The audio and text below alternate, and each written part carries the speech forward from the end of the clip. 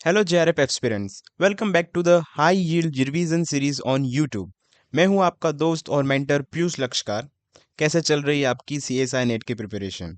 हमने अपने पिछले क्लासेस में यूनिट 1 और 2 को परमानेंटली दिमाग में फिक्स कर लिया था, और आज बारी है हमारे उस यूनिट की जिसने सीएसआई को सबसे ज़्यादा प्यार है। Unit 3, fundamental processes. ये वो यूनिट है जहां मॉलिक्यूलर बायोलॉजी का कोर छुपा है। डीएनए का बनना, आरएनए का बनना और उससे प्रोटीन बनना, और इन सब को कंट्रोल करना। यहाँ से सीधा एक्सपेरिमेंट और स्टेटमेंट बेस्ड क्वेश्चंस आते हैं, जिससे स्टूडेंट अक्सर घूम जाते हैं। पर आज इस वन शॉट रिवीजन वीडियो में हम इन सारे मॉलिक्यूलर मैकेनिज्म्स का इस तरह से एनालिसिस करेंगे कि आपका पार्ट बी और पार्ट सी दोनों स्ट्रांगली कवर हो जाए। हम यूजलेस जनरल थियरीज पर टाइम वेस्ट नहीं करने वाले। हम सिर्फ हाई क्लास इंपॉर्टेंट इन्फॉर्मेशन और exclusive CSI net exam traps पर फोकस करेंगे, जैसा हमेशा करते हैं। तो अपनी कॉपी और पेन निकाल लो और चलिए स्टार्ट करते हैं। तो चलिए सबसे पहले स्क्रीन पर देखते हैं आज का यूनिट ओवरव्यू। सबसे पहले हम टैकल करेंगे सेक्शन ए को, जो होगा DNA replication, repair and recombination. Then हम बात करेंगे सेक्शन बी की, जो है RNA synthesis and processing. Then है section C, protein synthesis and processing. And then we will go to the section D, which is control of gene expression. अब start करते हैं हमारा पहला core topic, unit of replication in origin in DNA. DNA replication start कहाँ से होता है? Prokaryotes में सिर्फ एक सिंगल ओरिजिन होता है, जिसे कहते हैं ओरिसी, जो 245 बेसिस लंबा होता है। इसमें दो इंपॉर्टेंट रीजन होते हैं, चार 9 बेस पेयर्स के रिपीट्स जहां डीएनए एटीपी बाइंड करता है, और तीन 13 बेस पेयर्स के 80 रिच रिपीट्स जो इजीली मेल्ट डाउन होते हैं, क्योंकि 80 में सिर्फ दो हाइड्रोजन बॉन्ड प्रेजेंट होते हैं। इनिशिएशन तभी होता है जब डीएनए ए बाइंड करके डीएनए को बैंड करता है, जिससे 13 मर रीजन मेल्ट होता है, और डीएनए सी डीएनए बी हेलिकेज को लोड करता है।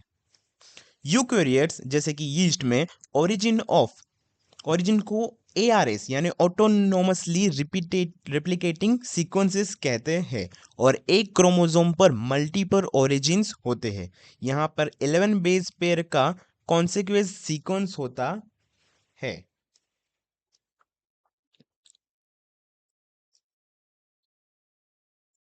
और सबसे हाई यील्ड कॉन्सेप्ट है लाइसेंसिंग। ये सिर्फ G1 फेजेस में होती है, जहां ORC, CDC6 और CDT1 मिलकर MCM2 से 7 यानी कि हेलिकेज को लोड करते हैं एंड फॉर्म करते हैं the pre replication complexes. Next slide पर आते हैं रेप्लिकेशन फॉक मशीनरीज के ऊपर। इस टेबल को ध्यान से दिमाग में छाप लो। यहाँ प्रोकैरियोट्स और यूकैरियोट्स के एंजाइम्स का कंपैरिजन बहुत जरूरी है। पहला हेलिकेज, जो डीएनए को अनवाइंड करता है। प्रोकैरियोट्स में ये डीएनए बी है, जो 5 प्राइम से 3 प्राइम डायरेक्शन में मूव करता है, जबकि यूकैरियोट्स में ये एमसीएम कॉम्प्लेक्स है, जो 3 प्राइम से 5 प्राइम डायरेक्शन में मूव करता है।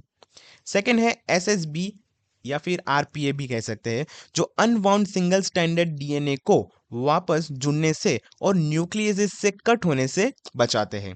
थर्ड है प्राइमेजेस, जिसे डीएनए जी भी कहते हैं। ये डीएनए पॉलीमरेज को स्टार्ट करने के लिए आरएनए प्राइमर्स चाहिए। वो प्रोकैरियोट्स में ये डीएनए जी बनाते हैं, और यूकैरियोट्स में पॉलीमरेज अल्फा बनाते हैं। नेक्स्ट है टोपो आइसोमरेज यानी गायरेज। फोक के आगे बनने वाली पॉजिटिव सुपर कॉइलिंग टेंशन को रिलीज करता है ये प्रोटीन। एंड नेक्स्ट है क्लैम्स। ये पॉलीमरेज को डीएनए पर होल्ड करके उसकी प्रोसेसिटिविटी बढ़ाता है। प्रोकैरियोट्स में इसे बीटा क्लैम्स कहते हैं, यूकैरियोट्स में इसे पीसीएनए कहते हैं। लास्ट ईयर 2025 के दिसंबर में ये क्वेश्चन पीसीएनए क्या है और उसका क्या रोल है, उसके ऊपर 2 मार्क्स का एक क्वेश्चन आया था। और इन्हें लोड करने के लिए क्लैंप लोडर चाहिए होते हैं, gamma complex in prokaryotes and RFC in eukaryotes role play करते हैं एज अ क्लैंप लोडर का। एंड ये सेम जो डायग्राम आपको देखने को मिल रहा है, ये सेम क्वेश्चन ये डायग्राम के साथ पूछा गया था 2025 के जून अटेम्प्ट के अंदर। और ये क्वेश्चन आया था 4 मार्क्स के अंदर, जिसमें अलग अलग मतलब यहाँ पे डीएनए प्राइमर आरएनए प्राइमर्स के नाम दिए हुए हैं, पर वहाँ पे ये नाम नहीं दिए थे और हमें आइडेंटिफाई करने थे। तो ये इमेज भी काफ़ी इंपॉर्टेंट है और इसके फंक्शंस भी काफ़ी इंपॉर्टेंट है। तो देखा कैसे 4 मार्क्स का और 2 मार्क्स का क्वेश्चन तो खाली लास्ट ईयर से इसी स्लाइड्स में से आया है। तो जितना भी अभी मैं करा रहा हूं उसको ध्यान से करिए और अच्छे से रिवाइज करिए। नेक्स्ट हम चलते हैं डीएनए पॉलीमरेज कंपैरिजन के ऊपर। सीधा मैच द फॉलोइंग क्वेश्चंस यहां से उठता है। ध्यान रखिए, यहाँ पे कंफ्यूजन नहीं करना है आपको। अच्छे से याद करिए, मेमोराइज करिए कि कौन सा पॉलीमरेज क्या काम करता है। प्रोकैरियोट्स की बात करें तो पॉलीमरेज 3 मेन रेप्लिकेज है जिसकी प्रोसेसिबिलिटी सबसे हाई होती है। पॉलीमरेज 1 का काम है प्राइमर को रिमूव करना और अपनी यूनिक 5 प्राइम से 3 प्राइम एक्सोन्यूक्लियस एक्टिविटी से और डीएनए रिपेयर करना। पॉलीमरेज 2, 4 और 5 ट्रांसलेशन सिंथेसिस और एसओएस रिस्पॉन्स में इन्वॉल्व होते हैं। यूकैरियोट्स के पॉलीमरेज पे ध्यान देते हैं। पॉलीमरेज अल्फा, इसके पास प्राइमेज एक्टिविटी होती है, ये सिंथेसिस इनिशिएशन करता है, पर इसमें प्रूफ रीडिंग की जो कैपेसिटी है जो 3 प्राइम से 5 प्राइम एक्सो होती है वो नहीं होती है। नेक्स्ट है पॉलीमरेज डेल्टा, ये लेगिंग स्ट्रैंड की सिंथेसिस करता है। उसके अलावा पॉलीमरेज एप्सिलॉन ये लीडिंग स्ट्रैंड बनाता है और पॉलीमरेज गेमा ये एक्सक्लूसिवली माइटोकॉन्ड्रियल डीएनए को रेप्लिकेट करता है। ये सभी पॉइंट्स काफी इंपॉर्टेंट है, 2 मार्क्स और 4 मार्क्स दोनों के लिए। अब आते हैं फिडेलिटी ऑफ रेप्लिकेशंस पर। सेल अपना डीएनए कॉपी करते वक्त जीरो मिस्टेक का कैसे इंश्योर करती है, इसका 4 लेवल है। फर्स्ट है थर्मोडायनामिक्स। ए और टी और जी और C base pairing naturally error rate को 10⁻³ तक रखती है। ये क्वेश्चन डायरेक्ट आ सकता है कि इसका रेशियो एरर रेट क्या है, 10⁻³ टू 10⁻⁴। नेक्स्ट है पॉलीमरेज सेलेक्टिविटी। पॉलीमरेज की एक्टिव साइट्स की जियोमेट्री सिर्फ करेक्ट वॉटसन क्रिक पेयर को फिट होने देती है। थर्ड है प्रूफ रीडिंग। अगर गलत बेसिस लग जाए गया तो पॉलीमरेजेस की 3 प्राइम से 5 प्राइम एक्सोन्यूक्लियस एक्टिविटी उसको इंस्टेंटली कट कर देती है। ये पॉलीमरेज 1, 3, गेमा और एप्सिलॉन में होती है। फोर्थ है मिसमैच रिपेयर। रेप्लिकेशंस के बाद भी कोई एरर बच गया तो ये पोस्ट रेप्लिकेशन पाथवे यूज करता है, जिससे ओवरऑल एरर रेट 10⁻⁹ से 10⁻10 हो जाती है। एक और सीएसआईआर का क्लासिकल क्लोन फ्रेगमेंट, ये पॉलीमरेज 1 का एक फ्रेगमेंट है जिससे पॉलीमरेज और 3 प्राइम टू 5 प्राइम और एक्सोन्यूक्लियस एक्टिविटी होती है, लेकिन इसमें 5 प्राइम टू 3 प्राइम होती है।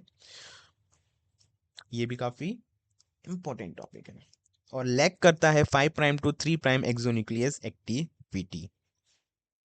कौन सी प्राइम है, कौन सी प्राइम लोकेशन नहीं है, क्या कंटेन करता है, ये सारे इंपॉर्टेंट पॉइंट्स है, सभी वस्तु याद होनी चाहिए आपको। नेक्स्ट स्लाइड है एक्स्ट्रा क्रोमोसोमल रेप्लिकॉन्स के ऊपर, यानी वो जो डीएनए जो मेन क्रोमोसोम से अलग रेप्लिकेट होते हैं। सबसे पहला मैकेनिज्म है रोलिंग सर्कल रेप्लिकेशन, जो फाज जैसे कि 5X174 और कॉन्जुगेशन प्लाज्मिन में मिलता है। इसमें एक rep protein double stranded DNA के ओरिजिन पर एक स्ट्रैंड को कट करता है, जो नया फ्री 3 प्राइम OH एंड बनाता है। वही प्राइमर का काम करता है और रेप्लिकेशन गोल गोल चलता रहता है, जबकि दूसरा डिस्प्लेस स्ट्रैंड बाद में डिसकंटिन्यूअसली रेप्लिकेट होती है। सेकेंड है माइटोकॉन्ड्रियल डीएनए का रेप्लिकेशन, जो डी लूप मॉडल फॉलो करता है और पॉलीमरेज गेमा उस यूज करता है। इससे दोनों स्ट्रैंड एक साथ स्टार्ट नहीं होती। पहले हैवी स्ट्रैंड ओरी एच से रेप्लिकेट होना शुरू होता है, जो पुराने लाइट एल स्ट्रैंड को डिस्प्लेस करता है। जब नया स्ट्रैंड बनते बनते ओरी L origin of light strand को एक्सपोज करता है, तब जाके लाइट स्ट्रैंड की सिंथेसिस अपोजिट डायरेक्शन में शुरू होती है। अब आते हैं डीएनए डैमेज और रिपेयर पाथवे में। सबसे पहले स्लाइड्स देखिए तो डीएनए डैमेज कैसे होता है। पहला रीजन है डी अमीनेशन। इसमें साइटोसिन यूरेसिन में कन्वर्ट हो जाता है, लेकिन सबसे खतरनाक है पाई डैश मिथाइल साइटोसिन का थाइमिन में बदलना, जो एक बड़ा म्यूटेशन हॉटस्पॉट बन जाता है। सेकेंड है यूवी रेडिएशन। ये डीएनए में पिरिमिडिन डाइमर्स जैसे साइटो साइक्लोब्यूटेन पिरिमिडिन डाइमर्स सीपीडीज और 6,4 फोटो प्रोडक्ट्स बनती है, जो पॉलीमरेज को रोक देती है। नेक्स्ट है अल्कलाइलेशन। इसका क्लासिकल एग्जाम्पल है मेथाइल ग्वानिन, जो साइटोसिन की जगह थाइमिन के साथ मिसपेयर करने लग जाता है। एंड लास्ट है आयोनाइज रेडिएशन। एक्स रेज और गामा रेज सीधा डबल स्ट्रैंडेड ब्रेक कॉज करती है, जो सेल के लिए सबसे ज्यादा लीथल डैमेज है। नेक्स्ट हम बात करेंगे एक्सीजन रिपेयर मैकेनिज्म्स के ऊपर। इसमें 3 मेजर पाथवे है जो सीएसआईआर बार बार पूछता है। पहला है बेस एक्सीजन रिपेयर बीईआर। ये माइनर लेशंस जैसे यूरेसिल को ठीक करता है। पहले डीएनए ग्लाइकोसाइलेट गलत बेसेस को हटाता है, फिर AP endonuclease sugar phosphate backbone को कट करता है। उसके बाद पॉलीमरेज 1 या polymerase beta, if polymerase 1 in the case of prokaryotes and polymerase beta in case of eukaryotes, gap को फिल करके लाइगेज यूज करके सील कर देता है। सेकेंड है न्यूक्लियोटाइड एक्सक्रीजन रिपेयर एनईआर। अगर यूवी डाइमर जैसे कोई बल्कि एडक्ट बन जाए तो एनईआर एक्टिव होता है। इशिरेशिया कोली में यूवीआर ए और यूवीआर बी कॉम्प्लेक्स डीएनए डिसोसिएशन को पहचानता है। फिर यूवीआर सी, जो कि एंडोन्यूक्लियस है, उस डैमेज के दोनों तरफ कट लगाता है। और फिर यूवीआर डी हेलिकेज एज उसे उस खराब सेगमेंट को निकाल देता है, क्योंकि हेलिकेज है, वो हेलिकेज कट कर देता है और रिमूव कर देता है उस सेगमेंट को। थर्ड है मिसमैच रिपेयर। रेप्लिकेशन के बाद बचे हुए मिसमैच के लिए म्यूट एस मिसमैच को पहचानता है, म्यूट एल यूज करता है, म्यूट एच के साथ लिंक करता है, और म्यूट एच नए अनमिथाइलेटेड स्ट्रैंड को जीएटीसी साइट पर कट करके एक्सोन्यूक्लियस से हटवा देता है। This is how the excision repair mechanism works in these 3 types of method. Next बात करेंगे हम डीएसबी यानी कि double strand break repair and recombination. जब दोनों स्ट्रैंड टूट जाए तो सेल के पास 2 रास्ते होते हैं। फर्स्ट है NHEJ यानी नॉन होमोलोगस एंड जॉइनिंग, और होमोलोगस रिकॉम्बिनेशन। पहले बात करते हैं NEEJ non homologous and joining की। ये एक एरर प्रोन पाथवे है जो मेनली G1 फेज में एक्टिव होता है, क्योंकि वहां सिस्टर क्रोमेटिड नहीं होती। कि KU70 और 80 टूटे एंड एंड्स पर बाइंड करते हैं, डीएनए पीकेसीएस को बुलाते हैं, आर्थेमिन्स एंजाइम्स एंड को ट्रिम करता है, और लाइगेज 4 उन्हें फोर्सफुली सील कर देता है। अब बात करते हैं होमोलोगस रिकॉम्बिनेशन की। ये एरर फ्री रिपेयर है जो SG2 फेज में होता है, क्योंकि ये रिपेयर के लिए सिस्टर क्रोमेटिड का यूज करता है। इसमें Rec B C D ends को प्रोसेस करता है, और रेक ए स्ट्रैंड इन्वेजन करवा कर एक डी लूप फॉर्म करता है। And this is how the recombination and repair happens. इसके अलावा साइट स्पेसिफिक रिकॉम्बिनेशन भी होती है जो स्पेसिफिक सीक्वेंस पर ही कट करती है। इसके एग्जाम्पल है फाज-P1 का क्रेलॉक्स सिस्टम और यीस्ट का FLP-FRT सिस्टम जो टायरोसिन या सेराइन रिकॉम्बिनेशन यूज करके कंडीशनल जीन नॉकआउट बनाने में काम करता है। अब देखिए रिकॉम्बिनेशन प्रोटीन इन इशेरिशिया कोलाई। यहाँ से मैच द फॉलोइंग के 4 मार्क्स के क्वेश्चंस बनते हैं। पहले बात करते हैं रेक BCD कॉम्प्लेक्स की। ये एक हेलिकेज और न्यूक्लियस का कॉम्बिनेशन है। ये DNA को अनवाइंड और डिग्रेड करता हुआ तब तक चलता है जब तक इसको एक ची साइट नहीं मिलती। ची साइट कौन सी है? GC TGG TGG की, ये है ची साइट। वहां ये अपनी न्यूक्लियस एक्टिविटी चेंज करके एक third prime single stranded DNA overhang छोड़ देता है और उसी पर रेक ए को लोड भी करता है। नेक्स्ट है RUV-ABC कॉम्प्लेक्स। जब रिकॉम्बिनेशन में हॉलिडे जंक्शंस बनता है तो RUVA सबसे पहले उस जंक्शन को रिकॉग्नाइज करता है। फिर ये RUVB एक हेक्सामेरिक हेलिकेज है जो वहां ब्रांच माइग्रेशन प्रमोट करता है और आखिर में RUVC एक एंडोन्यूक्लियस की तरह उस हॉलिडे जंक्शन को रिजॉल्व कर देता है। और अब आते हैं हम CSI नेट एग्जाम ट्रैप के ऊपर। पहला ट्रैप है पॉलीमरेज डेल्टा और एप्सिलॉन का मिक्सअप। यहाँ पर याद रखना कि कौन किसका क्या काम है। ये मिक्सअप हो सकता है, मैच द फॉलोइंग में ये क्वेश्चन हर बार आता है। सेकेंड ट्रैप है लाइसेंसिंग कंट्रोल। सेल इंश्योर कैसे करती है कि DNA एक ही बार रेप्लिकेट हो। जेमिनिन प्रोटीन CDT1 को इनहिबिट करता है और एस स्पेस के अंदर हाई CDK एक्टिविटी दोबारा रीलाइसेंसिंग को रोकती है by degrading or phosphorylating the CDC6. This is how the licensing control works. Trap 3 की बात करें तो Escherichia coli MMR methylation mut H endonuclease के स्ट्रैंड को कट करता है। याद रखना डैम मिथाइलेज GATC साइट को मिथाइलेट करता है। रेप्लिकेशन के जस्ट बाद DNA हेमीमिथाइलेट होता है और म्यूट H सिर्फ नए अनमिथाइलेटेड स्ट्रैंड को कट करता है, पेरेंट स्ट्रैंड को बिल्कुल कट नहीं करता है, ये याद रखना। नेक्स्ट है ट्रैप 4 जो कि है टेलोमेरेज नेचर के बारे में। लाइक एग्जामिनर स्टेटमेंट देगा कि टेलोमेरेज एक DNA डिपेंडेंट DNA पॉलीमरेज है। गलत। टेलोमेरेज एक रिबोन्यूक्लियोप्रोटीन है और एक रिवर्स ट्रांसक्रिप्टेज यानी कि RNA डिपेंडेंट DNA पॉलीमरेज, ना कि DNA डिपेंडेंट DNA पॉलीमरेज। तो ये याद रखियो। और जो अपना खुद का RNA sequence as a template use करके क्या बनाएगा?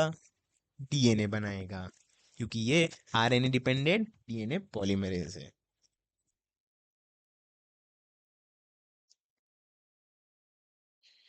तो दोस्तों अब हम शुरू करते हैं सेक्शन बी जो कि है RNA सिंथेसिस एंड प्रोसेसिंग। सबसे पहला टॉपिक है हमारी ट्रांसक्रिप्शन मशीनरी यानी RNA पॉलीमरेजेस। प्रोकैरियोट्स में सिर्फ एक ही RNA पॉलीमरेजेस होता है। इसका core enzyme alpha 2 beta beta dash omega सब यूनिट से बनता है और जब इसमें सिग्मा फैक्टर जुड़ जाता है तब ये होलो एंजाइम बन जाता है। ध्यान रखना बिना सिग्मा फैक्टर के RNAP प्रोमोटर्स को पहचान नहीं सकता। यूकैरियोट्स में काम थोड़ा कॉम्प्लेक्स है। यहाँ 3 अलग अलग पॉलीमरेजेस होते हैं।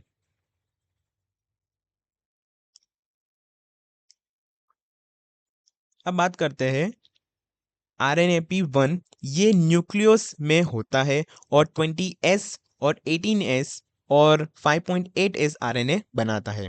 बात करें RNAP2 की तो ये हमारा सबसे इंपॉर्टेंट पॉलीमरेज है जो mRNA, SNRNA और miRNA बनाता है। इसकी एक यूनिक पहचान इसका C टर्मिनल डोमेन CTD है और ये एक टॉक्सिन अल्फा एमाइनिटीन से हाईली सेंसिटिव होता है। थर्ड है RNAP थर्ड। ये tRNA 5S RNA और U6 SNRNA बनाता है और अल्फा अमाइनिटीन से मैंडेटरली सेंसिटिव होता है। नेक्स्ट बात करते हैं प्रोमोटर्स एंड इनिशिएशन की। आरएनए पॉलीमरेज को डीएनए पर कहाँ बाइंड करता है, ये प्रोमोटर डिसाइड करते हैं। बैक्टीरियल प्रोमोटर्स में दो मेन कॉन्सिक्वेंसेस सीक्वेंसेस होते हैं। -10 पर प्रिब्नाउ बॉक्स, जिसे TATAAT से जाना जाता है, जहां डीएनए मेल्ट होता है, और -35 रीजन जो है TTGACA।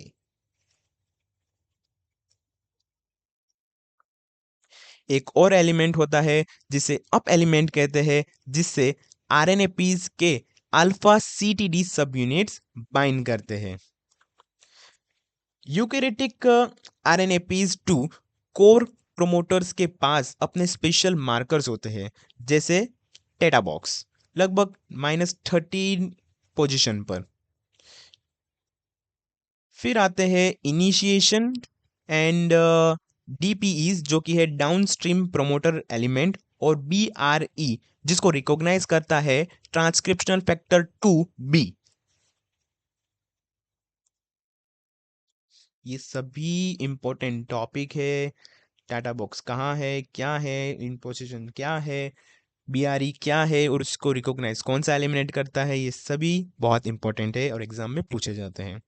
यहाँ एक बहुत हाई यील्ड कॉन्सेप्ट आता है अबॉर्टिव इनिशिएशन का। दोनों प्रोकैरियोट्स और यूकैरियोट्स में आरएनए पॉलीमरेजेज शुरुआत में 10 न्यूक्लियोटाइड से छोटे ट्रांसक्रिप्ट बनाते हैं और उन्हें बार बार रिलीज करता रहते हैं और प्रमोटर एस्केप करने से पहले पहले और ऐसा इसीलिए होता है क्योंकि सिग्मा फैक्टर्स जो कि प्रोकैरियोट्स में है, और या फिर हम बात करें transcription factor be in eukaryotes, okay, transcription factor 2B in eukaryotes and sigma factor in prokaryotes RNA को एग्जिट चैनल को ब्लॉक करके रखते हैं।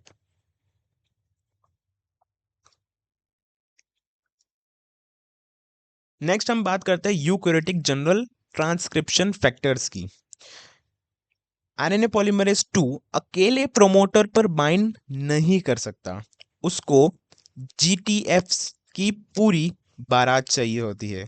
इस असेंबली का एक सेट ऑर्डर है जिसे हम DABFEH से याद रखेंगे। चलिए ये DABFEH क्या है वो देखते हैं। ये कुछ नहीं है, बस खाली ट्रांसक्रिप्शन फैक्टर्स के इनिशिएशन नाम है। सबसे पहले आता है ट्रांसक्रिप्शन फैक्टर 2B, जिसमें DBP यानी कि टेटा बाइंडिंग प्रोटीन और TAF होते हैं, जो कोर प्रोमोटर को रिकॉग्नाइज करते हैं।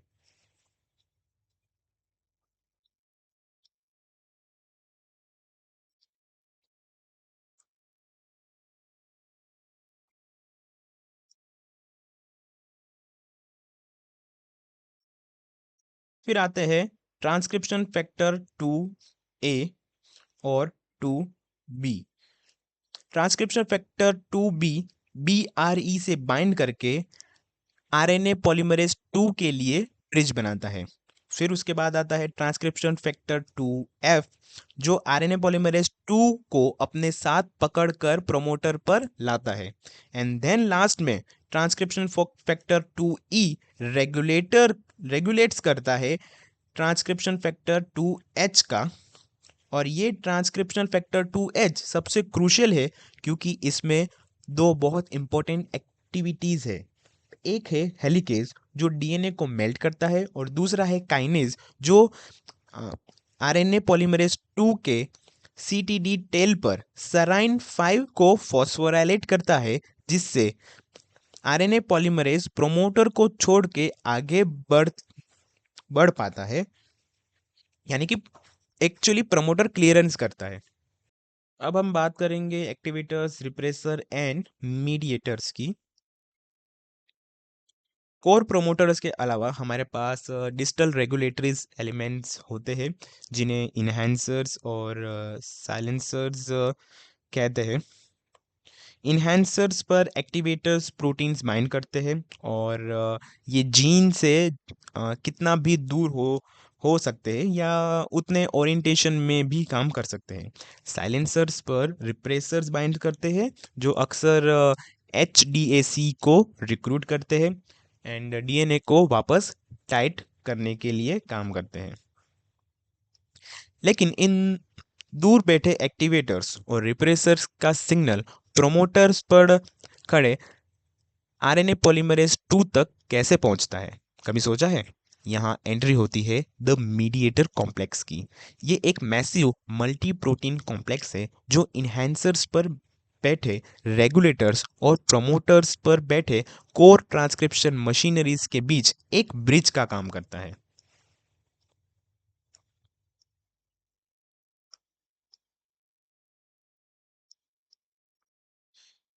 और इस सेक्शन की आखिरी मेजर मशीन मैकेनिक्स स्लाइड है इलोंगेशन एंड टर्मिनेशन के ऊपर। यूकैरियोटिक इलोंगेशन के टाइम एक कॉम्प्लेक्स आता है जिसे PTEFB कहते हैं। ये आरएनए पॉलीमरेज 2 के CTD टेल पर सराइन 2 पोजीशन को फॉस्फोराइलेट करता है। ये याद रखिएगा, ये सराइन 2 के पोजीशन में कर रहा था, पिछला वाला सराइन 5 पे कर रहा था। ये फॉस्फोराइलेशन इलोंगेशन को प्रमोट करता है और स्प्लाइसिंग फैक्टर को रिक्रूट करता है।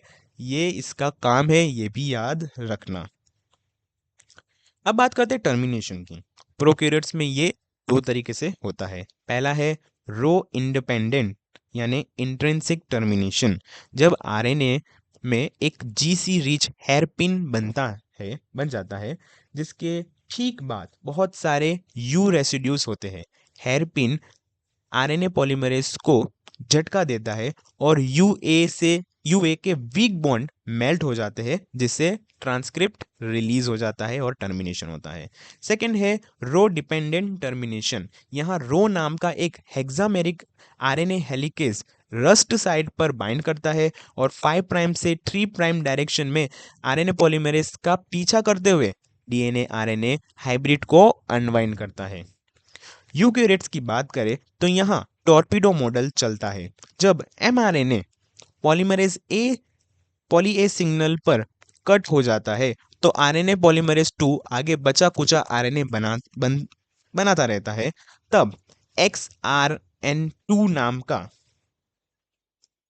एक्सोन्यूक्लियस, ये 5 प्राइम से 3 प्राइम एक्सोन्यूक्लियस बचे हुए आरएनए को टॉर्पीडो की तरह डिग्रेड करता हुआ आता है और आरएनए पॉलीमरेज 2 से टकराकर उसे डीएनए से गिरा देता है। And this is how the termination occurs in the eukaryotes. चलिए अब देखते हैं कि न्यूली सिंथेसाइज आरएनए की प्रोसेसिंग कैसे होती है। जब ट्रांसक्रिप्शन शुरू होता है तो पहले फाइडेस कैपिंग होती है।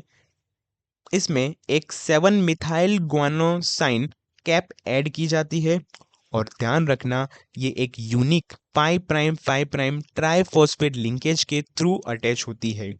इसे 3 एंजाइम्स मिलकर करते हैं, फॉस्फेटेज एंड ग्वानाइल ट्रांसफरेज और मिथाइल ट्रांसफरेज। ये 3 एंजाइम्स मिलकर ये पूरी प्रोसेस करते हैं। और ये कैपिंग मशीनरीज कहाँ बाइंड होती है? आरएनए पॉलीमरेज 2 के सीटीडी टेल्स पर। जब वो सेराइन 5 पर फॉस्फोराइलेट होता है तब। अब आते हैं 3 प्राइम एंड पर यानी कि पॉली एडिनाइलेशन के प्रोसेस पर। आरएनए पर एक कॉन्सिक्वेंस सीक्वेंस होता है ए ए यू ए ए जिसे सीपीएसएफ प्रोटीन पहचानता है और उसके थोड़ा आगे एक जीयू रिच एलिमेंट होता है जिसे CSTF पहचानता है। इन दोनों के ठीक बीच में आरएनए को कट किया जाता है। उसके बाद पॉली ए पॉलीमरेज बिना किसी डीएनए टेम्पलेट के लगभग 200 एडिनाइन रेसिड्यूज ऐड कर देता है। इन ए रेसिड्यूज पर PABPs बाइंड करते हैं जो आरएनए को डिग्रेडेशन से बचाते हैं और आगे चलकर ट्रांसलेशन इनिशिएशन करवाने में मदद भी करते हैं। नेक्स्ट हम बात करते हैं RNA splicing mechanism and RNA editing की। स्प्लाइसिंग सिग्नल को याद रखने का गोल्डन रूल है, 5 प्राइम स्प्लाइस साइट पर जीयू होता है, बीच में एक ब्रांच पॉइंट में एडिनाइन और पॉलीपिरिमिडीन ट्रैक होता है, और 3 प्राइम स्प्लाइस साइट पर एजी होता है। स्प्लाइसोसोम असेंबली देखिए तो U1 SNRNP 5 साइट पर बाइंड करता है और U2 ब्रांच पॉइंट पर ATP खर्च करके बाइंड करता है, और फिर U4, U6 और U5 का ट्राई SNRNP कॉम्प्लेक्स जुड़ता है। रिएक्शन एक्चुअली 2 स्टेप में होती है।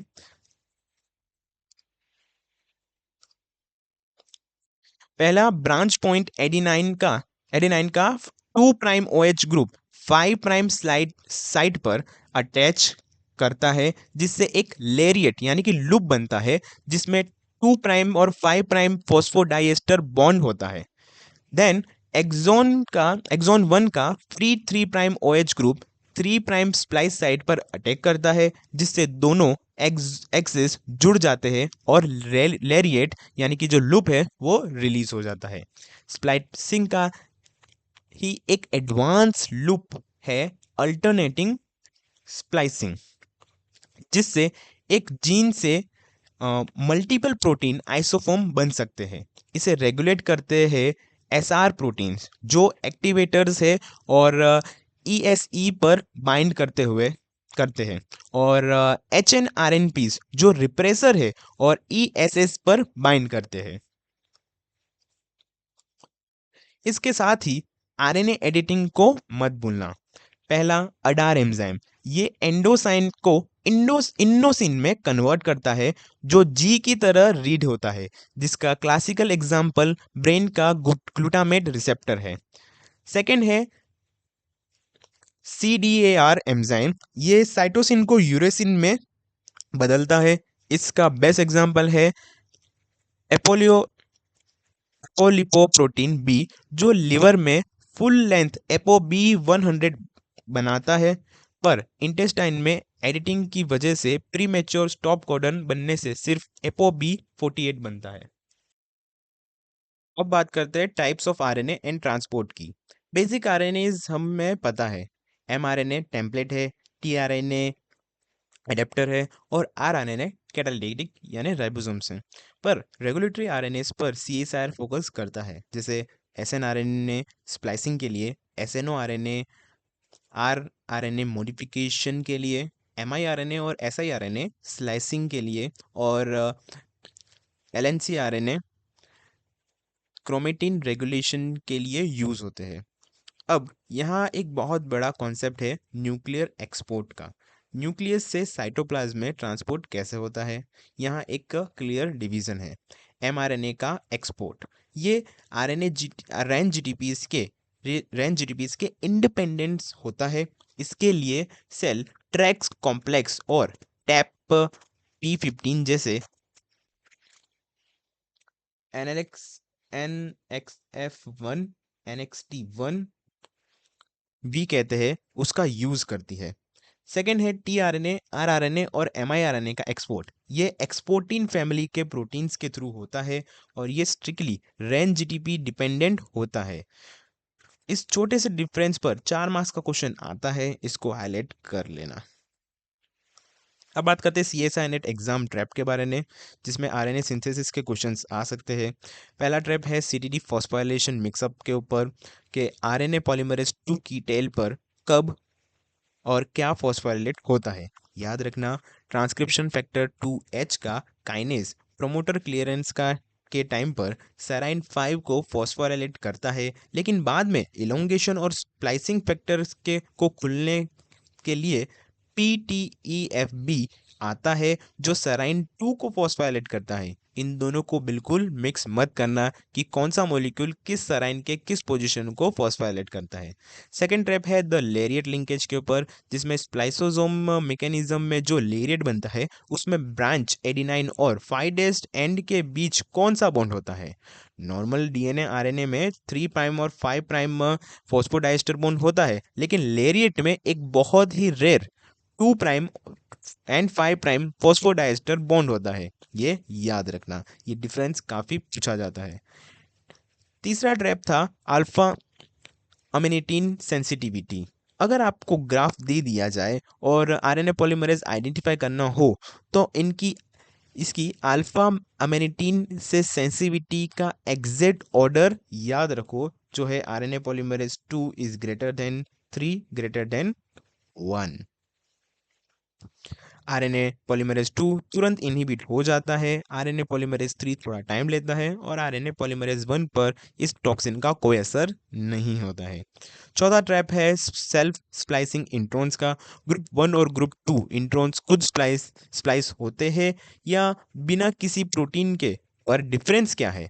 अगर इसका क्वेश्चन आ जाए तो ग्रुप 1 इंट्रॉन्स एक फ्री ग्वानोसाइन के 3 प्राइम ओएच ग्रुप को यूज करके अटैक करते हैं, जबकि ग्रुप 2 इंट्रॉन्स अपने खुद के अंदर के इंटरनल एडिनाइन के 2 प्राइम ओएच को यूज करते हैं। इसका मैकेनिज्म बिल्कुल स्प्लाइसोसोम जैसा होता है, पर ये आरएनए कैटालाइज होता है।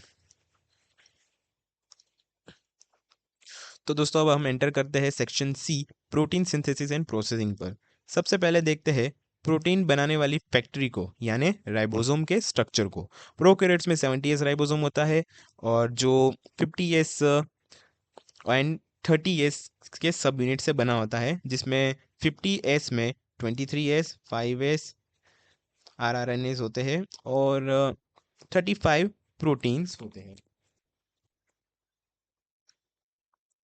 एंड 30s सब यूनिट में 16s आरआरएनए होता है और 21 प्रोटीन्स होते हैं। यूकैरियोट्स की बात करें तो वो 80s राइबोसोम से बनता है, जिसका लार्जर सब यूनिट 60s का होता है, जिसमें 20s 28s 5.8s और 5s आरएनए होते हैं और 49 प्रोटीन्स होते हैं। और स्मॉलर सब यूनिट 40s के अंदर 18s आरआरएनए और 33 प्रोटीन्स का बना हुआ होता है। राइबोसोम के मेन 3 फंक्शनल साइट होती है, ए, पी और ई। ए साइट यहाँ पर नया अमीनो एसिड टीआरएनए एंटर करता है। पी साइट पर पेप्टिडाइल टीआरएनए को होल्ड करती है, जहाँ ग्रोइंग पॉलीपेप्टाइड चेन होती है। और ई साइट एग्जिट साइट है, जहाँ से डी एसिटाइलेट टीआरएनए बाहर निकल जाता है। और एक और फैक्ट जो बहुत सीएसआईआर को पसंद है, वो है राइबोसोम में पेप्टाइड बॉन्ड बनाने वाला एंजाइम कोई प्रोटीन नहीं बल्कि एक राइबोजाइम है। प्रोकैरियोट्स में 23s आरआरएनए और यूकैरियोट्स में वो होता है 20s आरआरएनए। यही पेप्टिडाइल ट्रांसफर्स एक्टिविटी दिखाते हैं।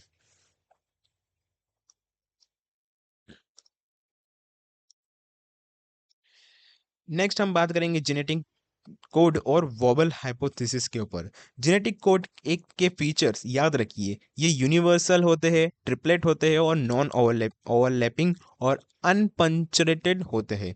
एक सबसे इंपॉर्टेंट फीचर है डीजनरेट का, जिसका मतलब है कि एक अमीनो एसिड के लिए मल्टीपल कोडन्स हो सकते हैं, जो हमें म्यूटेशन से प्रोटेक्ट करते हैं।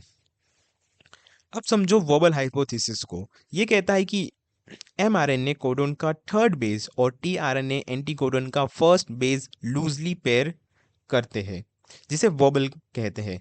इसकी वजह से एक ही टीआरएनए मल्टीपल कोडोन्स को रिकॉग्नाइज कर लेता है, जिससे सेल को कम टीआरएनए जीन्स की जरूरत पड़ती है।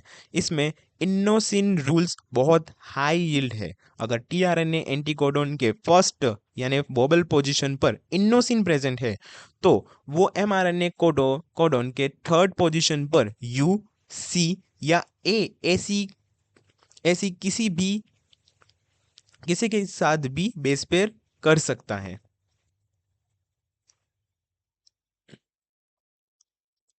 नेक्स्ट हम बात करेंगे amino acylation and tRNA identity की। टीआरएनए पर अमीनो एसिड लोड करने का काम amino acyl tRNA synthase enzyme करता है, जिसे टीआरएनए चार्जिंग भी कहते हैं। इस प्रोसेस में दो एटीपी इक्विवेलेंट्स लगते हैं, क्योंकि एटीपी सीधा एएमपी और पायरोफॉस्फेट में टूटता है। एंजाइम्स दो क्लासेस में डिवाइडेड होती है, class 1 and class 2। Class 1 AARS ये मोनोमेरिक होते हैं और अमीनो एसिड्स को टर्मिनल एडिनोसाइन के 2 प्राइम OH ग्रुप पर अटैच करते हैं। क्लास 2 AARS होती है, ये मल्टीमेरिक होते हैं और अमीनो एसिड को 3 प्राइम OH ग्रुप पर लगाते हैं। क्लास 1 2 प्राइम OH पर था और क्लास 2 3 प्राइम OH पर था। ये डिफरेंस याद रखिए। एंजाइम सही टीआरएनए को पहचानता कैसे है, ये एक सवाल आता है। तो टीआरएनए आइडेंटिटी एलिमेंट्स के थ्रू ये काम होता है। एंटीकोडन के अलावा यहाँ सबसे क्रिटिकल होता है डिस्क्रिमिनेटर बेसिस, जो पोजीशन 73 पर CCA एंड तक ठीक पहले होती है।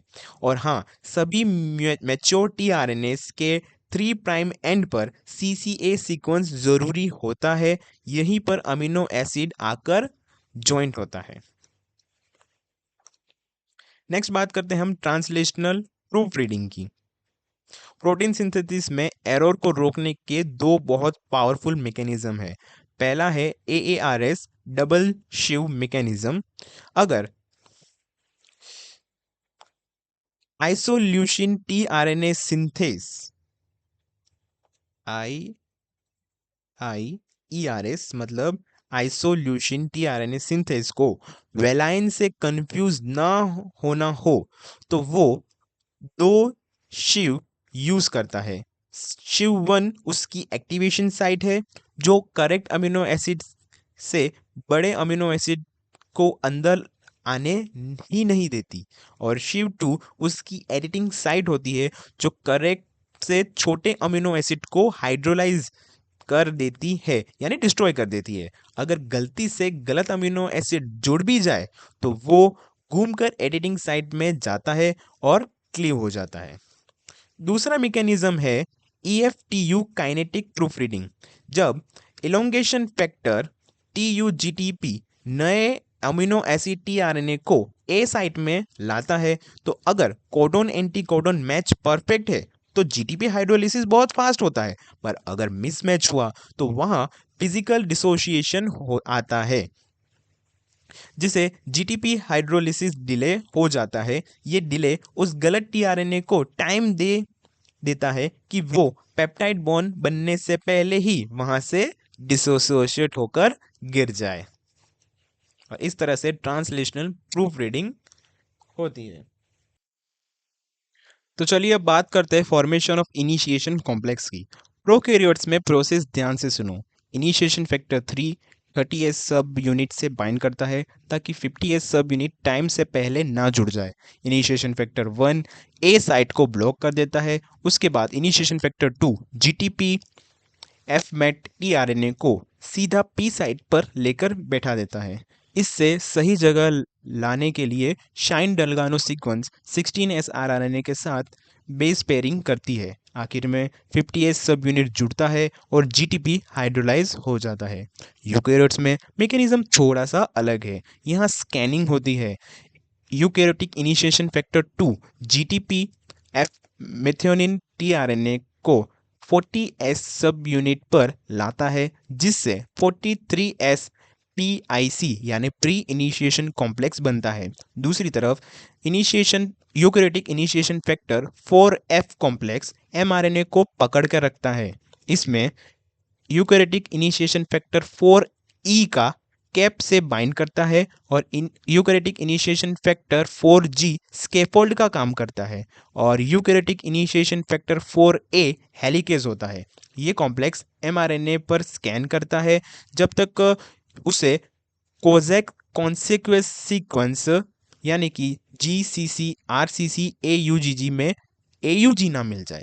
एक बहुत इंपॉर्टेंट रेगुलेटरी पॉइंट, स्ट्रेस के टाइम यूकेरियोटिक इनिशिएशन फैक्टर 2 के अल्फा सब यूनिट का फॉस्फोराइलेशन होता है। ये फॉस्फोराइलेटेड यूकेरियोटिक इनिशिएशन फैक्टर 2 अपने ग्वानिन एक्सचेंज फैक्टर्स के साथ टाइटली बाइंड हो जाता है, जिससे GTP एक्सचेंज रुक जाता है और सेल की ग्लोबल ट्रांजिशन होल्ड हो जाती है।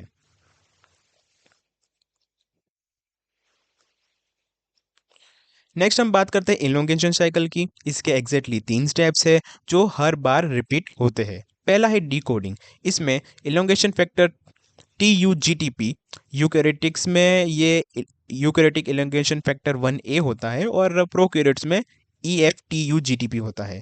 ये नए अमीनो एसिड tRNA को A साइट पर लाते हैं। अगर कोडोन एंटीकोडोन की पेयरिंग बिल्कुल करेक्ट होती है तो GTP हाइड्रोलिसिस ट्रिगर होता है और EFTUGTP वहां से रिलीज हो जाता है। इससे वापस रिसाइकल करने का काम करता है EFTS, जिस और यूकैरियोट्स में इसे कहते हैं EEF1B। सेकेंड है ट्रांसपेप्टाइडेलेशन। अब टी साइट वाले टीआरएनए पर जो पेप्टाइड चेन है उसे ए साइट वाले नए अमीनो एसिड्स के अमीनो ग्रुप पर ट्रांसफर किया जाता है। ये काम 23S और यूकैरियोट्स में 28S आरआरएनए करता है। और ध्यान रखना ये एनर्जेटिकली स्पॉन्टेनियस रिएक्शन है जिसमें एटीपी और जीटीपी की ज़रूरत बिल्कुल नहीं होती है। ये एक इम्पोर्टेंट पॉइंट है। थर्ड है ट्रांसलोकेशन। अब राइबोसोम को एक कोडोन आगे खिसकना है। इसके लिए EFGGTP प्रोकैरियोट्स में और EEF2 इन यूकैरियोट्स में ए साइट पर बाइंड करता है। जैसे ही GTP हाइड्रोलाइज होता है राइबोसोम एक कोडोन आगे पुश हो जाता है। पी साइट वाले पेप्टिडाइल टीआरएनए पी साइट पर आ जाते हैं और एम्प्टी टीआरएनए ई साइट पर बाहर चले जाते हैं। इस तरह पूरा एलोंगेशन चलता है। नेक्स्ट बात करते हैं टर्मिनेशन एंड राइबोसोम रिसाइकलिंग की। रिसाइकलिंग जब स्टॉप कोडोन यानी कि UAA, UAG and UGA A site में एंटर करते हैं तो प्रोसेस रुक जाता है क्योंकि कोई भी नॉर्मल टीआरएनए इन्हें रिकॉग्नाइज नहीं करता। प्रोकैरियोट्स में रिलीज फैक्टर RF आते हैं। RF1 UAA और UAG को रिकॉग्नाइज करता है जबकि RF2 रिकॉग्नाइज करता है UAA और UGA को। ये क्लास 1 फैक्टर्स बिल्कुल टीआरएनए के स्ट्रक्चर को मिमिक करते हैं। फिर क्लास 2 फैक्टर यानी कि रिलीज फैक्टर 3 GTP आता है जो RF1 और 2 को वहां से डिसोशिएट करवाता है। यूकैरियोट का सिस्टम सिंपल है। उसके पास सिर्फ एक इलोंगेशन फैक्टर ERF1 ही होता है जो तीनों स्टॉप कोडन को रिकॉग्नाइज कर लेता है और ERF3 उनका GTPase होता है। ट्रांसलेशन खत्म होने के बाद राइबोसोम सब यूनिट को अलग रिसाइकल करना जरूरी है और प्रोकैरियोट्स में RRF यानी राइबोसोम रिसाइकलिंग फैक्टर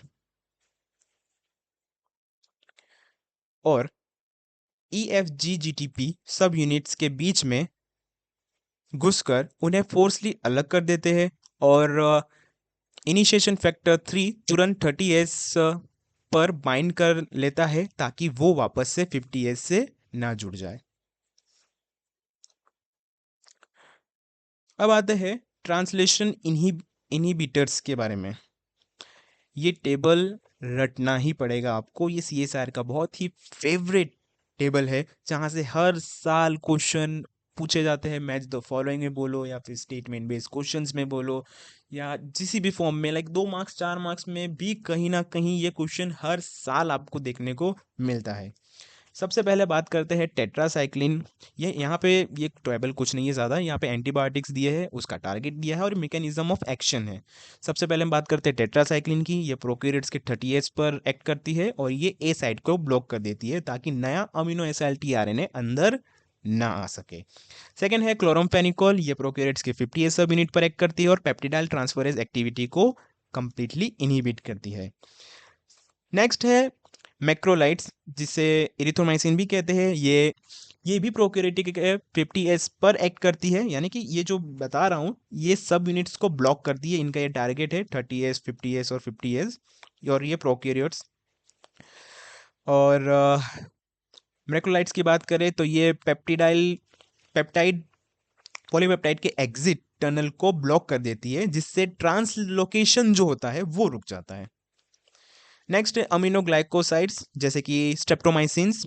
ये 30S पर एक्ट करती है प्रोकैरियोट्स के, और लो कंसंट्रेशन पर ये जेनेटिक कोड की मिस रीडिंग करवाती है, और हाई कंसंट्रेशन पर ये इनिशिएशन ही इनहिबिट कर देती है। तो मतलब ये भी एक वस्तु है कि आपको लो कंसंट्रेशन में किस तरह इफेक्ट कर रही है और हाई कंसंट्रेशन में कैसे इफेक्ट कर रही है, वो भी याद रखना है।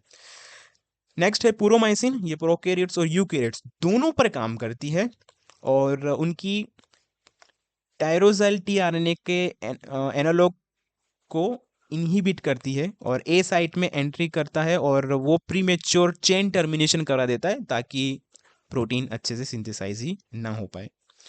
नेक्स्ट है डिप्थेरियल टॉक्सिन। ये कोई एंटीबायोटिक नहीं है, ये टॉक्सिन है। ये यूकैरियोट्स के यूकैरियोटिक इलोंगेशन फैक्टर 2 को टारगेट करती है, और ये उसके एक मॉडिफाइड हिस्टिडीन को एडीपी राइबोजाइलेट कर देता है, जिससे ट्रांसलोकेशन परमानेंटली ब्लॉक हो जाता है। नेक्स्ट है साइक्लोहेक्सिमिड। ये यूकैरियोट स्पेसिफिक इनहिबिटर है जो 60S सब यूनिट को ब्लॉक करता है और पेप्टिडाइल ट्रांसफर एक्टिविटी को रोक देता है। इस तरह ट्रांसलेशन इनहिबिट होता है in prokaryotes and eukaryotes with the help of this antibiotic and toxins. अब हम बात करते हैं पोस्ट ट्रांसलेशनल मॉडिफिकेशन की। प्रोटीन तो बन गया, पर उसको डायरेक्टली यूज करने से पहले एक्टिव या मॉडिफाई करना भी काफ़ी ज़रूरी है। सबसे पहला और कॉमन मॉडिफिकेशन है फॉस्फोराइलेशन का। ये एक केमिकल ऑन ऑफ स्विच की तरह काम करता है। Kinase enzyme phosphate group add करता है और फॉस्फाटेज उसको रिमूव करता है। ध्यान रखना, ये एडिशन यूजुअली सिर्फ सेराइन, थ्रियोनाइन या टायरोसिन अमीनो एसिड के हाइड्रोक्सिल ग्रुप पर ही होता है। दूसरा है ग्लाइकोसाइलेशन, जहां हम प्रोटीन पर शुगर्स ऐड करते हैं। सीएसआईआर का डायरेक्ट स्टेटमेंट बेस्ड क्वेश्चन यहीं से आता है कि एन लीग ग्लाइकोसाइलेशन ईआर में होती है और शुगर स्ट्रिक्टली एस्पार्जिन रेसिड्यूज पर लगती है। वहीं दूसरी तरफ ओलिंग ग्लाइकोसाइलेशन गोल्गी कॉम्प्लेक्स में होती है और वो सेराइन या थ्रियोनाइन रेसिड्यूज पर लगती है। ये मॉडिफिकेशन प्रोटीन की प्रॉपर फोल्डिंग, स्टेबिलिटी और सेल सरफेस रिकॉग्नाइजेशन के लिए एब्सोल्युटली क्रिटिकल है। तो आपको खाली ये याद रखना है कि एनलिंग कहाँ हो रहा है, ओलिंग कहाँ हो रहा है, और उसकी पोजीशन क्या है और किस अमीनो एसिड के पर्टिकुलरली उस पर हो रहा है। ये सारी वस्तुएं आपको याद रखनी पड़ेगी। 2 मार्क्स 4 मार्क्स में हर साल कभी ना कभी ये पूछा ही जाता है। नेक्स्ट है पोस्ट ट्रांसलेशन मॉडिफिकेशन का सेकंड पार्ट देखते हैं। उसमें बात करें तो सबसे पहले प्रोसेस है यूबिक्विटाइलेशन। अगर सेल को लगता है कि कोई प्रोटीन खराब हो गया है या उसकी अब जरूरत नहीं है, तो उस पर 76 अमीनो एसिड का एक छोटा सा प्रोटीन जिसे कहते हैं यूबिक्विटिन, वो कोवैलेंट बॉन्ड से लाइसिन रेसिड्यू पर अटैच कर देती है। इस प्रोसेस में 3 एंजाइम यूज होता है। फर्स्ट है E1 जो यूबिक्विटिन को एक्टिव करता है, E2 जो उसे कॉन्जुगेट करता है, और E3 राइगेज जो सबसे इंपॉर्टेंट है क्योंकि ये स्पेसिफिक टारगेट को पहचानता है। याद रखना, K48 लिंक्ड पॉलीयूबिक्विटिन चेन उस प्रोटीन को सीधा प्रोटियोसोम नाम के गार्बेज बिन में डिस्ट्रक्ट करने के लिए भेज देती है। नेक्स्ट बात करते हैं प्रोटियोलाइसिस, जो कि एक इरिवर्सिबल क्लीवेज है। जिसे इनएक्टिवेट जाइमोजन्स कट होकर एक्टिव बन जाते हैं। फॉर एग्जांपल ट्रिप्सिनोजन्स का ट्रिप्सिन में बदलना। ये ट्रिप्सिन का जब प्रोटियोलाइसिस होता है तब वो ट्रिप्सिन में बदलता है और वहाँ से वो एक्टिव हो जाता है। और सिंगल पेप्टाइड का हटना भी इसका एक पार्ट है। और आखिर में बात करते हैं एसिटाइलेशन। जब एसिटाइल ग्रुप प्रोटीन के एन टर्मिनल्स पर लगता है तो उसकी स्टेबिलिटी इंक्रीज हो जाती है, लेकिन जब ये इंटरनल लाइसिन पर लगता है, स्पेशली हिस्टोन पर, तो क्रोमेटिन का चार्ज चेंज हो जाता है, जिसे हेट्स और HDAC मिलकर रेगुलेट करते हैं।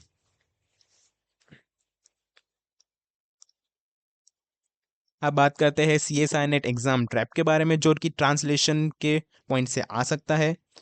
ट्रैप 1 है शाइन डेल्गानो की लोकेशन पर एग्जामिनर स्टेटमेंट देगा और आपसे पूछेगा कि एंटी शाइन डेल्गानो सीक्वेंस कहाँ होता है। हमेशा याद रखना, शाइन डेल्गानो सीक्वेंस आपके mRNA पर होता है, जबकि anti Shine Dalgarno sequence 16S rRNA के 3' एंड पर होता है। दोनों को गलती से भी मिक्स मत करना। सेकेंड ट्रैप है एनर्जी कॉस्ट ऑफ ट्रांसलेशन। एक सिंगल अमीनो एसिड को चेन में जोड़ने के लिए एग्जैक्टली 4 हाई एनर्जी बॉन्ड्स खर्च होते हैं। इसी एग्जैक्ट कैलकुलेशन आनी चाहिए। 2 एटीपी इक्विवेलेंट्स खर्च होते हैं AARS के द्वारा tRNA की चार्जिंग में। वो एक GTP लगता है EFTU के डिकोडिंग स्टेप में, और आखिरी में एक GTP लगता है EFG के ट्रांसलोकेशन स्टेप में। तो कौन सा ATP, 2 ATP कहाँ यूज़ हो रही है, ये जो एक GTP है वो EF2 में यूज़ हो रही है, तो ये सारी वस्तु आपको याद रखनी है। थर्ड ट्रैप है पुरोमाइसिन मैकेनिज्म, कि पुरोमाइसिन एग्जैक्टली कैसे ट्रांसलेशन को ब्लॉक करता है। इसके पास एक नॉर्मल एस्टर लिंकेज की जगह एक अमाइड लिंकेज होती है। जब ग्रोविंग पेप्टाइड चेन इस पर ट्रांसफर होती है तो आगे किसी और के साथ बॉन्ड नहीं बना सकती और वहीं इलोंगेट होना बंद हो जाती है। और CSR का सबसे बड़ा ट्रिक ये है, ये मत सोचना कि एंटीबायोटिक सिर्फ बैक्टीरिया पर काम करती है। पुरोमाइसिन प्रोकैरियोट्स और यूकैरियोट्स दोनों की ट्रांसलेशन को रोक देता है। ये एक इंपॉर्टेंट टॉपिक है और इंपॉर्टेंट पॉइंट है। अब ट्रैप 4 की बात करें तो क्लास 1 वर्सेस क्लास 2 में AARS टारगेट के ऊपर एक क्वेश्चन आ सकता है कि अमीनो एसिड tRNA सिंथेस के क्लासेस में किस OH ग्रुप पर अमीनो एसिड लगाया जाता है। सीधा रूल याद रखना, क्लास 1 में हमेशा 2 प्राइम OH पर अटैच करता है और क्लास 3 में 3 प्राइम OH पर अटेंड करता है। तो ये पोजीशन हमेशा याद रखना कि क्लास 1 में कौन सा है और क्लास 2 में कौन सा है, ये मिक्स नहीं होनी चाहिए।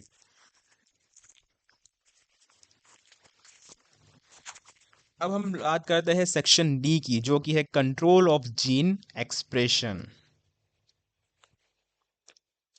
सबसे पहले देखते हैं इसमें प्रोकैरियोटिक रेगुलेशन में लैक ऑपेरॉन के बारे में।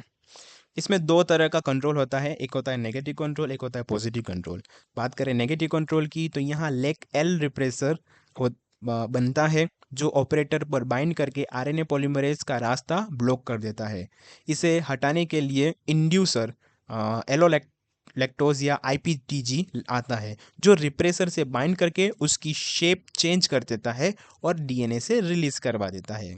सेकेंड है पॉजिटिव कंट्रोल। ये कैप और CAMP के थ्रू होता है। जब सेल में ग्लूकोज कम होता है तब CAMP का लेवल हाई होता है। याद रखना कि ग्लूकोज का लेवल कम होने पर CAMP इंक्रीज होता है, और ये CAMP कैप और CAMP का कॉम्प्लेक्स प्रोमोटर पर बाइंड करके RNA पॉलीमरेज को अग्रेसिवली रिक्रूट करता है। नेक्स्ट बात करें तो CSR का सबसे बड़ा टारगेट इसके म्यूटेंट फिनोटाइप्स पर होता है, तो इन्हें ध्यान से नोट कर लो। जैसे कि I माइनस, ये I माइनस है, ओके। I माइनस म्यूटेशन का मतलब है रिप्रेसर बाइंड ही नहीं कर सकता, तो एक्सप्रेशन क्या हो जाएगा, कंज्यूकेटिव हो जाएगा, यानी हमेशा ऑन रहेगा। और IS का मतलब है सुपर रिप्रेसर। IS इंड्यूसर से बाइंड नहीं कर पाता तो ऑपेरॉन हमेशा ऑफ रहेगा। और OC जब भी हाई, यानी कि ऑपरेटर कॉन्जिक्यूटिव में रिप्रेसर DNA पर बाइंड नहीं कर पाता और ये सिस डोमिनेंट म्यूटेशन है, मतलब ऑपेरॉन हमेशा ऑन रहेगा। तो कब ऑपेरॉन ऑन रहेगा, कब ऑफ रहेगा, किस कंडीशन में ये ऑन होता है, ऑफ होता है, कब पॉजिटिव रेगुलेशन, कब negative regulation, glucose present absent और लैक्टोज प्रेजेंट अब्सेंट, इन चारों केसेस में भी लैक ऑपेरॉन क्या होगा, बंद होगा, चालू होगा, वो आपको देख कर और याद रखना है। अब नेक्स्ट हम बात करते हैं ट्रिप ऑपेरॉन एंड अटेन्यूएशन की। लैक ऑपेरॉन से बिल्कुल अपोजिट है ये। ट्रिप ऑपेरॉन एक नेगेटिव रिप्रेसिबल सिस्टम है। यहाँ ट्रिप आर रिप्रेसर अकेले इनएक्टिव होता है और ट्रिप्टोफान खुद एक कंप्रेसर की तरह आकर उसे एक्टिव करता है, ताकि जब ट्रिप ऑलरेडी हाई हो तो उस तो यूज और ना हो बजाय। लेकिन असली मैजिक है अटेन्यूएशन मैकेनिज्म में। ये एक सेकेंडरी कंट्रोल है जो प्रोकैरियोट्स में पॉसिबल है, क्योंकि वहाँ ट्रांसक्रिप्शन और ट्रांसलेशन एक साथ चलते हैं। इसके लेडर सीक्वेंस में 4 रीजन और 2 कंसेक्यूटिव ट्रिप कोडॉन्स होते हैं। अगर ट्रिप्टोफैन हाई है तो राइबोसोम में ट्रिप कोडॉन को जल्दी से ट्रांसलेट कर लेता है और रीजन 2 को कवर कर लेता है। इसकी वजह से रीजन 3 और 4 आपस में मिलकर एक रो इंडिपेंडेंट टर्मिनेटर हेयरपिन बना लेते हैं और ट्रांसक्रिप्शन अबॉर्ट हो जाता है। सेकेंड है, अगर ट्रिप्टोफान लो है तो क्या होगा? तो राइबोसोम ट्रिप कोडन पर रीजन 1 में स्टॉल कर जाता है, यानी रुक जाता है, क्योंकि टीआरएनए नहीं मिलता। तब रीजन 2 और रीजन 3 मिलकर एक एंटी टर्मिनेटर हेयरपिन बनाते हैं और ट्रांसक्रिप्शन आगे स्ट्रक्चरल जीन तक कंटिन्यू रहती है। तो ट्रिप्टोफान हाई है, लो है, तब क्या हो रहा है, ये इसकी एक्सप्लेनेशन थी। नेक्स्ट हम बात करते हैं 5 जीन रेगुलेशन की। स्पेसिफिकली हम यहाँ पे लैम्ब्डाफाज की बात करेंगे। एक वायरस डिसाइड कैसे करता है कि उस होस्ट सेल के साथ आराम से रहना है, यानी कि लाइसोजनी में रहना है, या उसे डिस्ट्रॉय करना है, यानी लाइटिक में रहना है। लाइसोजनी क्या है और लाइटिक क्या है वो देखते हैं। लाइसोजनी इस स्टेट को मेंटेन करता है सीएल रिप्रेसर। ये सीएल प्रोटीन ऑपरेटर OR1 और OR2 पर बाइंड करता है, जिसे पीआर यानी प्रोमोटर ब्लॉक हो जाता है, यानी प्रो रिप्रेसर हो जाता है। मेस की बात करें तो ये पीआरएम प्रोमोटर के थ्रू अपनी खुद की एक्सप्रेशन को बढ़ाता रहता है। ये डोर्मेंट स्टेट तब आ जाती है जब सेल स्टाउड हो जाती है। स्टाव मतलब वो उसे खाने को कुछ नहीं मिलता, तब C2 और C3 प्रोटीन हाई होते हैं। नेक्स्ट है लाइटिक साइकिल। इसका मास्टर है crow protein. Crow protein OR3 पर बाइंड करके पीआरएम को ब्लॉक कर देता है। अब RNA polymerase freely promoter use करके लाइटिक जीन्स बनाता है और लाइटिक साइकिल को फॉलो करता है।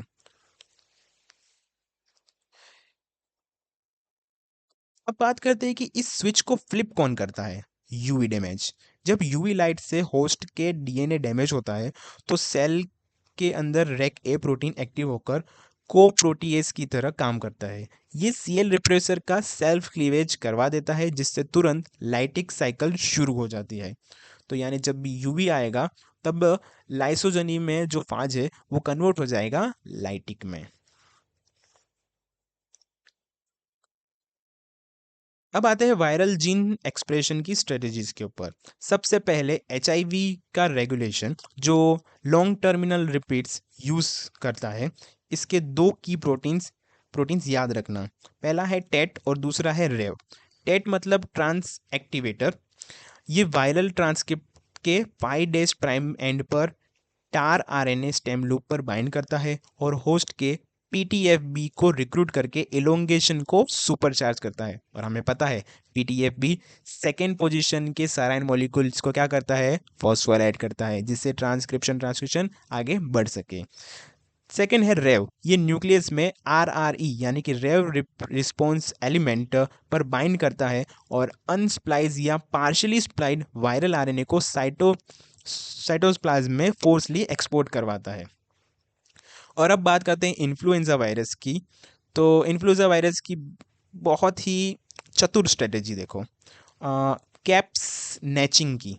ओके, बात करते हैं कि कैप स्नैचिंग क्या है। तो इन्फ्लुएंजा का अपना वायरल एंडोन्यूक्लियस होस्ट की सेल्यूलर एमआरएनए से उसके 5 डेज कैप को क्लीव कर लेता है। फिर वायरस इन्हीं कैप को अपने वायरल एमआरएनए सिंथेसिस के लिए प्राइमर की तरह यूज़ करता है, जिससे कि एक ही तीर से दो शिकार हो जाते हैं। होस्ट की ट्रांसलेशन शटडाउन हो जाती है और वायरस को अपना आरएनए बन जाता है, यानी कि होस्ट की 5 डेज कैपिंग को चुरा कर अपने में लगा देता है, ताकि अपना आरएनए को ये प्रोटीन में सिंथेसाइज कर सके। और अब क्योंकि होस्ट के जो आरएनए की जो 5 डेज कैपिंग है उसको हटा दिया है, तो होस्ट वो अपने खुद के ही आरएनए को आइडेंटिफाई नहीं कर पाएगा, और वो आइडेंटिफाई नहीं कर पाएगा तो होस्ट अपना खुद के लिए प्रोटीन नहीं बना पाएगा। और इस तरह से इन्फ्लुएंजा वायरस होस्ट की मशीनरीज को हाईजेक कर लेता है अपने काम के लिए। अंडरस्टूड। अब हम बात करते हैं यूकैरियोटिक रेगुलेशन ओवरव्यू के बारे में। यूकैरियोटिक्स में जीन रेगुलेशन बहुत कॉम्प्लेक्स होती है और इसके 3 मेजर लेवल होते हैं। पहला है एपिजेनेटिक कंट्रोल। यहाँ डीएनए सीक्वेंस चेंज नहीं होता है, याद रखना, डीएनए सीक्वेंस रिमेन सेम, बल्कि क्रोमेटिन की आर्किटेक्चर चेंज होती है। डीएनए मिथाइलेशन और हिस्टोन मॉडिफिकेशन मिलकर डिसाइड करते हैं कि क्रोमेटिन ओपन रहेगा या क्लोज रहेगा। सेकेंड है ट्रांसक्रिप्शनल कंट्रोल। यहाँ कॉम्बिनेटोरियल कंट्रोल चलता है। स्पेसिफिक ट्रांसक्रिप्शन फैक्टर्स यानी एक्टिवेटर्स और रिप्रेसर दूर बैठे इन्हेंसर्स और साइलेंसर्स पर बाइंड करके हर टिश्यू के हिसाब से स्पेसिफिक एक्सप्रेशन प्रोफाइल तय करते हैं। थर्ड है पोस्ट ट्रांसक्रिप्शनल कंट्रोल।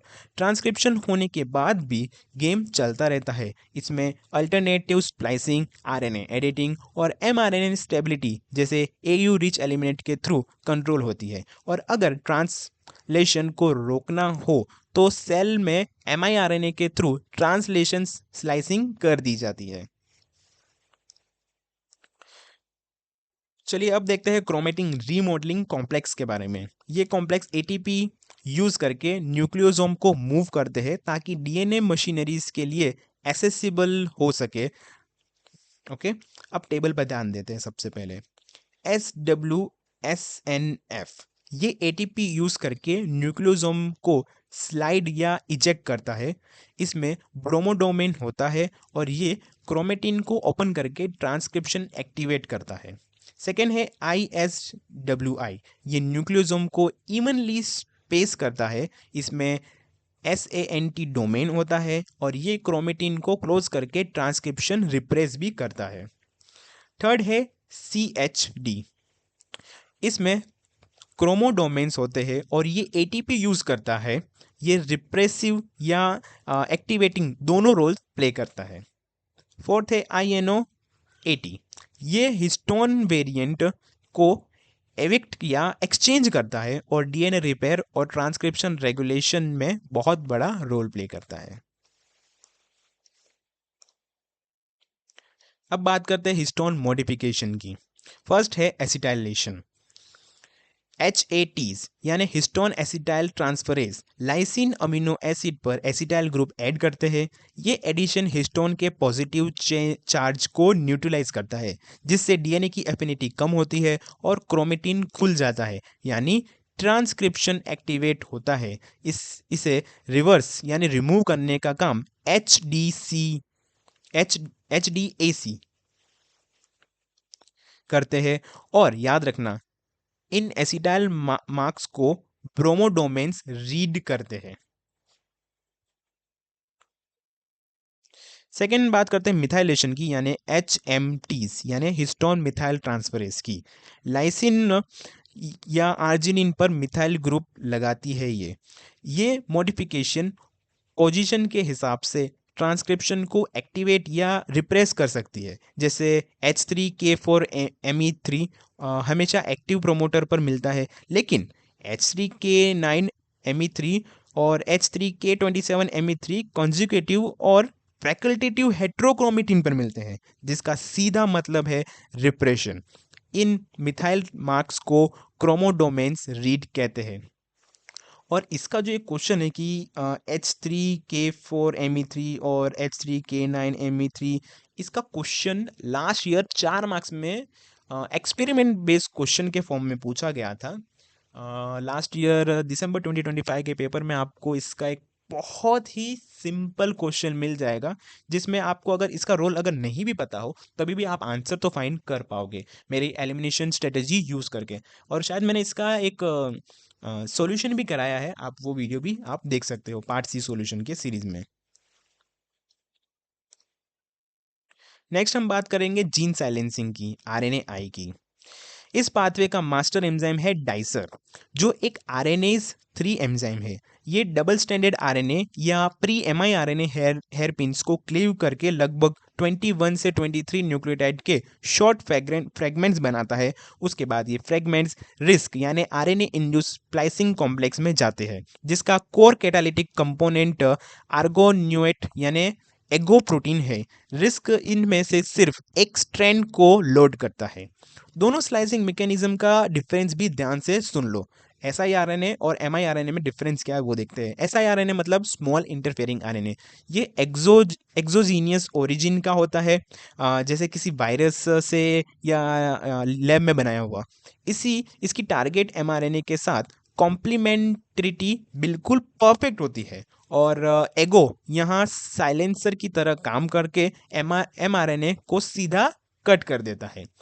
बात करें mRNA की तो ये एंडोजीनियस होता है, यानी सेल के पास अपने जीन से बनता है। इसकी कॉम्प्लेमेंट्रिसिटी इम्परफेक्ट होती है, मोस्टली 3' यूटीआर रीजन पर होती है, जिस वजह से ये पहले फिजिकली ट्रांसलेशन ब्लॉक करता है और फिर धीरे धीरे mRNA को डिग्रेड करवा देता है। नेक्स्ट बात हम करते हैं डीएनए मिथाइलेशन और जीनोमिक इम्प्रिंटिंग पर। डीएनए मिथाइलेशन हमेशा साइटोसिन के 5th पोजीशन पर होती है, स्पेसिफिकली प्रमोटर के सीपीजी आइलैंड्स में। इसे डीएनएमटी यानी डीएनए मिथाइल ट्रांसफरेज कैटालाइज करते हैं। अब बात करें DNMT1 की, तो वो ये एक मेंटेनेंस मिथाइल ट्रांसफरेंस है जो रेप्लिकेशन के दौरान पुराने पैटर्न को नए स्ट्रेन्स पर कॉपी करता है। बात करें DNMT3AB की, तो ये डी नोवो यानी कि एकदम नए साइड से मिथाइलेशन करते हैं। इन सब का अल्टीमेट रिजल्ट होता है ट्रांसक्रिप्शन को रिप्रेस करना यानी साइलेंस करना। इसी मैकेनिज्म से जुड़ा हुआ एक कॉन्सेप्ट है जीनोमिक इम्प्रिंटिंग का। ये एक एपिजेनेटिक फिनोमिनम है, जहाँ जीन का एक्सप्रेशन इस बात पर डिपेंड करता है कि वो किस पेरेंट्स से आया है। जैसे LGF2 जीन पैटर्नली एक्सप्रेस होता है। ओके, LGF2 जीन पैटर्नली एक्सप्रेस होता है, पर मैटर्नली इम्प्रिंट होता है। इम्प्रिंट मतलब साइलेंस होता है, क्योंकि उसके लिए ICR मतलब इम्प्रिंटिंग कंट्रोल रीजन पर मिथाइलेशन हो जाता है।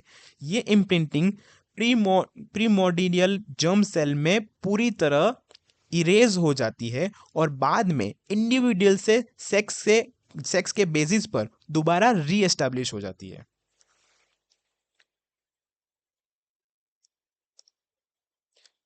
अब बात करते हैं हम CSIR नेट एग्जाम ट्रैप के बारे में। यहाँ पे तो पहला ट्रैप है अटेन्यूएशन एक्सेप्शन का। एग्जामिनर आपसे पूछेगा कि यूकेरियोट्स में अटेन्यूएशन कैसे काम करता है। फंसना बिल्कुल मत, इसका सीधा आंसर है यूकेरियोट्स में अटेन्यूएशन कैन नॉट अकर, हो ही नहीं सकता, क्योंकि वहाँ ट्रांसक्रिप्शन न्यूक्लियस में और ट्रांसलेशन कहाँ होता है, साइटोप्लाज्म में। ये दोनों रिएक्शन दो अलग अलग जगह होती है, ये दोनों रिएक्शन साथ में नहीं होती है, इसलिए अटेन्यूएशन की प्रोसेस यूकेरियोट्स में नहीं देखी जाती है। यूकेरियोट्स में ये एक्सेप्शनल प्रोसेस है। ओके, तो ये याद रखना कि ये यूकेरियोट्स में नहीं होता। दोनों प्रोसेस स्पेशली सेपरेटेड है। ये मैकेनिज्म सिर्फ प्रोकैरियोट्स के लिए ही है। दूसरी बात करते हैं ट्रैप 2 की, यानी लैक ऑपेरॉन मीरोजाइगोट्स में। अगर क्वेश्चन में पार्शियल डिप्लॉइड जीनोटाइप दिया हो, जो कि ये दिया है, आई अगर इस तरह का डिप्लॉइड जीनोटाइप दिया है तो टेबल ध्यान से सॉल्व करना। याद रखना OC म्यूटेशन सिस डोमिनेंट है, यानी वो सिर्फ अपने साथ वाले Z- को हमेशा ऑन रखेगी, और I+ रिप्रेसर ट्रांस एक्टिंग है जो क्रोमोसोम क्रॉस करके O+ पर बाइंड कर सकता है। ठीक है। तीसरा ट्रैप है ड्रोसा वर्सेस डाइसर लोकेशन के ऊपर। इनकी वार्निंग लोकेशन एग्जाम में बार बार स्वैप की जाती है। एक लाइन में याद रखो, ड्रोसा प्राइमरी mRNA को न्यूक्लियस के अंदर प्रोसेस करता है, जबकि डाइसर प्री mRNA को साइटोप्लाज्म के अंदर प्रोसेस करता है। ये याद रखना। ट्रैप 4 की बात करें, हिस्टोन कोड स्पेसिफिकेशंस के ऊपर आ सकता है कि H3K9 ME3 रिप्रेशन करता है, पर उसका स्प्रेडिंग मैकेनिज्म क्या है। ओके, उसकी जो स्प्रेडिंग मैकेनिज्म वो क्या हो सकती है। तो ये मिथाइल मार्क स्पेसिफिकली HP1 यानी कि हेट्रोक्रोमेटिन प्रोटीन 1 को रिक्रूट करता है, ताकि साइलेंसिंग आगे आसपास के रीजन में स्प्रेड हो सके। तो इसके साथ कॉन्ग्रेचुलेशन फ्यूचर JRF एस्पिरेंट्स, हमने यूनिट 3 फंडामेंटल प्रोसेस का पूरा मास्टर रिवीजन सक्सेसफुली कंप्लीट कर लिया है। मुझे पूरा भरोसा है कि इस सेशन के बाद आप किसी भी CSIR ट्रैप में फेल नहीं करोगे। अगर आप सभी को ये वीडियो पसंद आई हो तो इस वीडियो को लाइक करिए, सब्सक्राइब करिए मेरे चैनल को, और इस वीडियो को शेयर कर दीजिए अपने स्टडी ग्रुप के साथ और दोस्तों के साथ ज़रूर करिए। ऐसे ही high yield non nonsense one shot revision और CSIR की प्रूवन स्ट्रेटेजीज के लिए अपने मेंटर पीयूष लक्ष्कार को चैनल को सब्सक्राइब कर लीजिए और keep revising, trust your hard work, and I will see you in the next master class. All the very best.